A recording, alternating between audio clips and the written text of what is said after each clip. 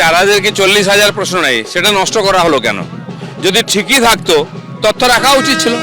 তার মানে ডাল মে কুছ কালা হয়, চুরি হয়েছে। আরও দুঃখের বিষয়, কোর্ট সেই লোকদের উপরে বিশ্বাস করছে যারা এই চুরিটা করেছে।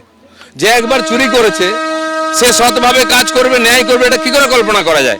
সেই জন্য সরকারের কোনো লোককে নয়, আমাদের মাননীয় প্রাক্তন জাস্টিস গাঙ্গুলি সাহেব যে সাজেশন দিয়েছেন, সেখানে যারা এই কেস নিয়ে লড়াই করেছেন, দুই পক্ষের লোক, সরকারের প্রতিনিধিকে নিয়ে কমিটি হোক, যারা পুরো ব্যাপারটা তদন্ত করে কোর্টের নির্দেশকে কিভাবে পালন করা যায় সেটা দেখবেন।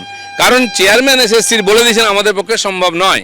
আর তাকে যে ফাঁসি দিয়েছেন মমতা ব্যানার্জি, হাত ধুয়ে নিয়েছেন তার থেকে, বলেছেন ওটা ইন্ডিপেন্ডেন্ট বডি, সেই জন্য কারো দায়িত্ব নেই।